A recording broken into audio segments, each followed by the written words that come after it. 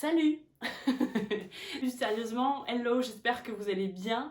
Moi je vais très bien, je suis ravie de vous retrouver pour cette deuxième vidéo de ma nouvelle chaîne YouTube. Aujourd'hui je voulais prendre le temps de me présenter parce que j'imagine qu'il y en a plusieurs parmi vous qui me suivent sur Instagram et ou sur YouTube mais qui ne savent pas qui je suis.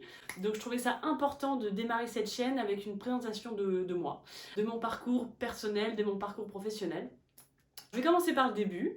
Je m'appelle Géraldine Pichenet, mais ça je pense que tu le sais déjà. J'ai 37 ans, je vis en région bordelaise depuis 4 ans maintenant, avec mon mari, mon fils, mon chat et mon chien. J'ai toujours vécu en région parisienne, j'ai grandi là-bas, j'ai fait toutes mes études et tout mon début de carrière. Ça fait 4 ans donc on est installé vers Bordeaux et c'est un grand bonheur de vivre ici. J'ai toujours été attirée par cette région que je connaissais grâce aux vacances que je passais dans le coin. Et vraiment c'est un grand bonheur de vivre dans les pins, au bord de la mer et dans cette belle région. Alors pour parler de mon parcours professionnel, je suis sortie de mon école de commerce en 2009 et à la suite de cette école, j'ai commencé une carrière dans les ressources humaines. En fait, c'est pas un grand mystère que je sois arrivée coach aujourd'hui parce que j'ai toujours été très attirée par l'humain. C'est pour ça que le métier des ressources humaines m'a très rapidement attirée. J'ai travaillé 7 ans donc, dans les RH, dans différents groupes anglophones et internationaux. C'était hyper intéressant. J'ai fait mes premières armes en fait dans le monde de l'entreprise à ces années-là. Donc j'ai appris à me connaître. J'ai appris à connaître le monde de l'entreprise. J'ai aussi appris à connaître les ressources dont je disposais, de quoi j'étais capable. Enfin, ça a été quand même un très beau terrain d'apprentissage et je suis très reconnaissante pour toutes les belles rencontres que j'ai faites. J'ai des amis que j'ai encore aujourd'hui, que j'ai rencontrés dans les entreprises où j'ai travaillé. Dans les ressources humaines, moi, ma casquette principale, ça a toujours été le recrutement. J'ai fait beaucoup d'entretiens de recrutement. J'ai vu beaucoup de candidats en entretien. J'ai beaucoup aimé cette matière. Mais j'ai pas fait que ça. J'ai fait aussi de la formation, de la gestion de carrière, de la gestion de performance, la gestion du handicap en entreprise. Enfin, vraiment, c'était très riche, très varié. Et ça m'a beaucoup plu pendant 7 ans. Sauf que voilà, au bout de 7 ans, malheureusement ou heureusement, et avec du recul aujourd'hui, je dis vraiment que c'est heureusement, parce que comme finalement maintenant je prends ça vraiment comme un cadeau de la vie, j'ai fait un burn-out. Alors ça a été un peu dur, mon corps allait vraiment pas bien à ce moment-là, mais c'est vrai que je me suis rendu compte avec du recul que ma tête voulait pas voir que ça n'allait pas, donc c'est mon corps qui a tiré la sonnette d'alarme pour me dire que je n'allais pas bien. Les indicateurs que j'aurais pu entendre à l'époque, c'était que sur le papier, j'avais tout pour être heureuse, mais malgré tout, quand je rentrais chez moi tous les soirs, j'arrêtais pas de pleurer. Donc mon mari était un petit peu déstabilisé. Quand je dis que sur le papier, j'avais tout pour être heureuse, c'est que je venais d'avoir 30 ans, je venais de me marier, on essayait d'avoir un enfant, on était propriétaire d'un bel appartement en région parisienne. Au niveau professionnel, je venais pour la première fois de ma vie de passer sur un poste de chef d'équipe, donc j'avais ma petite équipe, j'avais un bureau fermé, j'avais un beau salaire, j'ai travaillé dans une grosse boîte, donc j'avais tous les avantages qui allaient avec, j'avais ma petite voiture pour aller au boulot tous les jours, tout allait bien, et en même temps, j'ai jamais été aussi malheureuse qu'à ce moment-là. Mon corps m'a dit stop, donc j'ai dû arrêter de travailler, je me suis mis en arrêt maladie, et puis ce qui s'est passé, comme ce qui se passe souvent après un burn-out, c'est que je suis tombée en dépression. À ce moment-là de ma vie, ça n'allait pas du tout.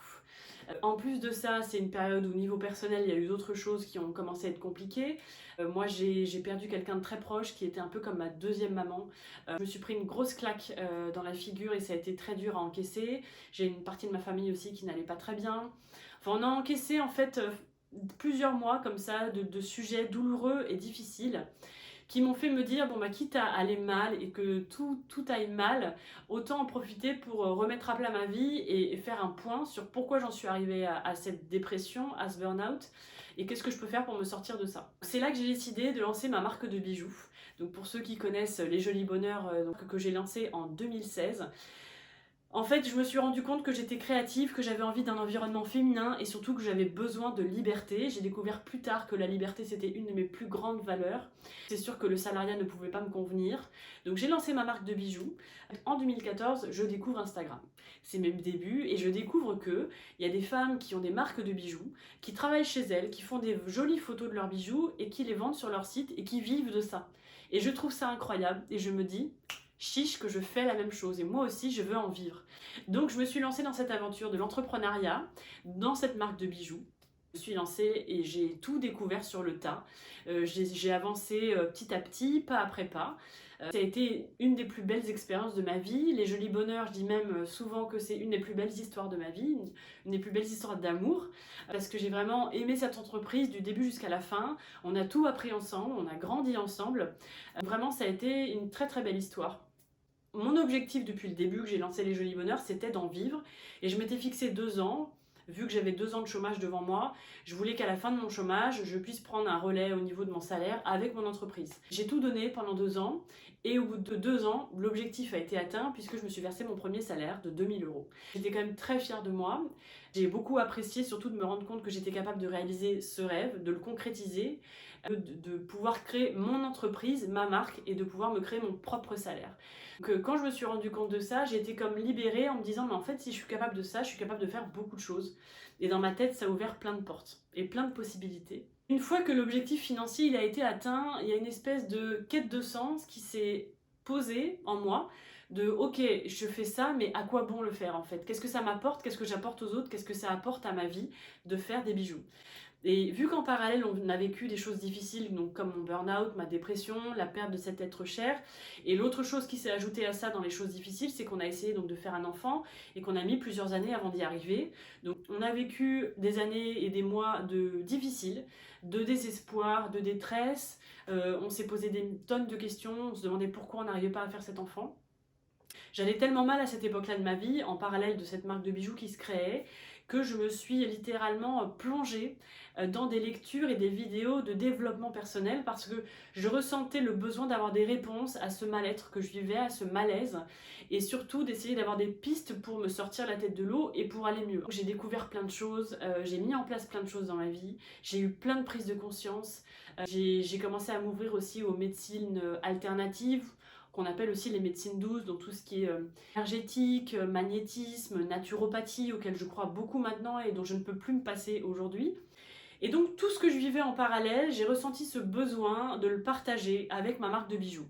Donc à partir de 2019, j'ai commencé à partager des histoires de vie, des philosophies de vie aussi que moi je me suis construite au fur et à mesure de ces dernières années et j'ai voulu les partager à travers mes bijoux. Donc j'ai lancé des collections de bijoux avec des noms bien symboliques et avec des histoires très particulières et je dévoilais à chaque fois en story sur Instagram une partie de mon histoire. Et c'est là vraiment qu'il y a eu un tournant qui s'est fait dans ma vie parce que ce qui m'a fait profondément du bien, c'est d'entendre des retours de mes clientes qui m'ont dit « Merci pour cette collection de bijoux qui me parle beaucoup, je me sens moins seule, ça me fait du bien ».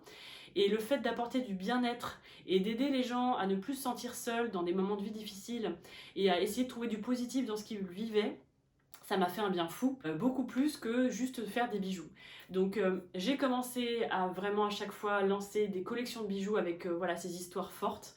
Jusqu'au jour où je me suis rendu compte qu'il fallait que j'arrête complètement les bijoux pour me concentrer uniquement sur la partie bien-être, développement personnel et sur le partage en fait. Parce que depuis toute petite, ce qui m'anime et ce qui me fait vibrer profondément, et ça je l'ai vraiment pas choisi, c'est de pouvoir être là pour les autres et de pouvoir aider les autres à aller mieux. J'ai toujours eu ça en moi, que ce soit en passant par le rire, parce que ça se voit peut-être pas dans cette vidéo, mais je suis quelqu'un d'assez rigolote et j'adore faire rire les gens. Ça passe aussi par l'écoute, parce que j'ai toujours eu une écoute très attentive auprès de mes proches.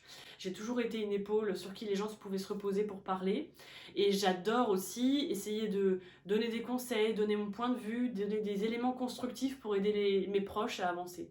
Donc c'est pour ça d'ailleurs que quand j'ai pris la décision de devenir coach, mes proches n'ont pas du tout été étonnés parce que pour eux c'était logique par rapport à comment j'étais avec eux depuis quelques années. J'ai pris la décision d'être coach. En fait, c'est un métier que j'ai découvert parce que moi-même, j'ai fait appel à une coach pendant 1 an et demi pour développer mon entreprise et j'ai adoré. En fait, je connaissais pas du tout ce métier auparavant.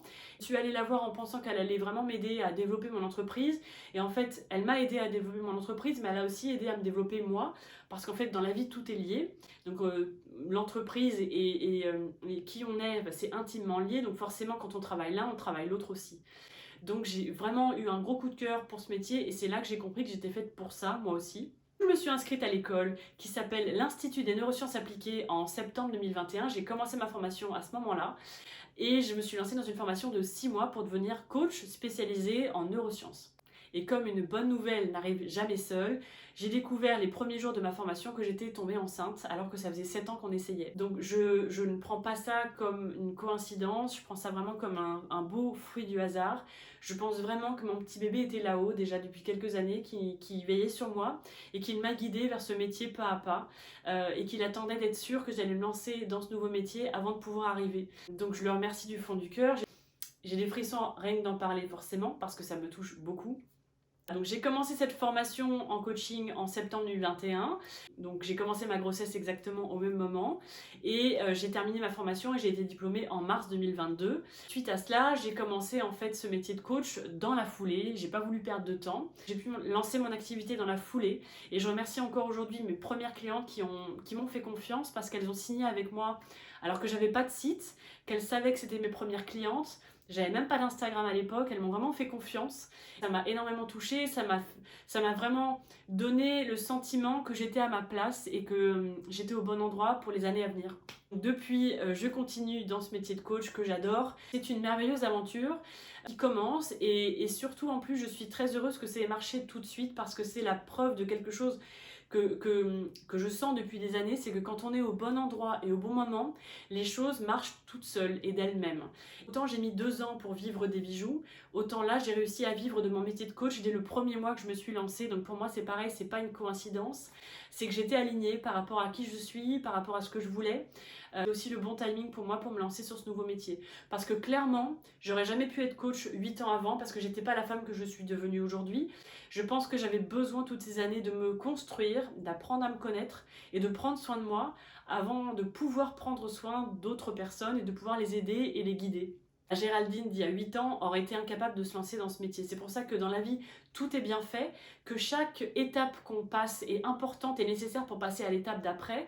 Donc il faut vraiment accueillir les marches qu'on passe petit à petit parce que vraiment, je pense que ces 7 ans dans le monde de l'entreprise étaient nécessaires pour que je commence à apprendre à me connaître et que je vois de quoi j'étais capable. C'était aussi nécessaire que je commence le monde de l'entrepreneuriat avec une marque de bijoux toute petite, à une petite échelle, mais que je découvre aussi que j'étais capable de monter une entreprise et d'en vivre, pour ensuite, après toutes ces années de cheminement personnel et de remise en question et d'apprentissage, que je me sente capable de lancer ma propre entreprise dans le bien-être, dans le coaching, dans le développement personnel. Enfin vraiment pour moi tout ça c'était une évidence qui est arrivée au bon moment. Je suis ravie de pouvoir partager du coup tous mes sujets de coaching et de psychologie avec vous parce que c'est devenu vraiment une passion pour moi dont je ne peux plus me passer. Si j'ai décidé de devenir coach aujourd'hui, c'est parce que j'ai envie d'aider les femmes à faire tout ce chemin que j'ai fait moi ces dernières années pour apprendre à me connaître, pour apprendre à accueillir qui j'étais et à assumer qui j'étais complètement, à affirmer aussi mes envies, mes idées, mes rêves,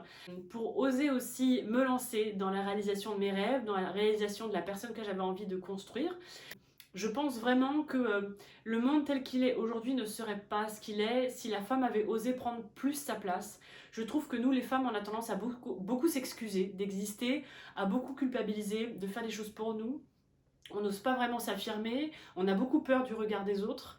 Et je me suis débarrassée d'une grosse partie de toutes ces choses-là ces dernières années. Je me suis libérée et ça m'a permis d'être où je suis aujourd'hui et de continuer à grandir et à oser montrer à la terre entière qui je suis. Et j'ai envie d'aider des femmes aussi à faire la même chose, à faire le même travail sur elles et à oser montrer en grand qui elles sont, à arrêter de s'excuser d'exister et à voir les choses en grand, à être la femme belle et merveilleuse qu'elles sont à l'intérieur et à l'extérieur et à créer la vie de leurs rêves. Donc j'espère qu'avec tout ça, tu en sais plus sur moi, tu comprendras pourquoi c'était important que je revienne sur tout mon parcours parce que la femme qui va s'exprimer devant vous sur ces vidéos YouTube à l'avenir, c'est la femme qui a fait tout ce bout de chemin, qui a vécu toutes ces étapes de vie qui sont importantes et nécessaires pour en arriver à ce que je fais aujourd'hui. Si cette vidéo t'a plu, n'hésite pas à mettre un petit pouce en l'air. Tu peux aussi me laisser un commentaire sur la vidéo, ça me fera très plaisir de te lire. Et surtout, je t'invite à t'abonner à ma chaîne YouTube. Je te remercie en tout cas pour tout ça, c'est des choses importantes pour moi, ça me donne envie de continuer ces vidéos et ça me permet de savoir si ça te plaît ou non. Merci beaucoup et à très bientôt.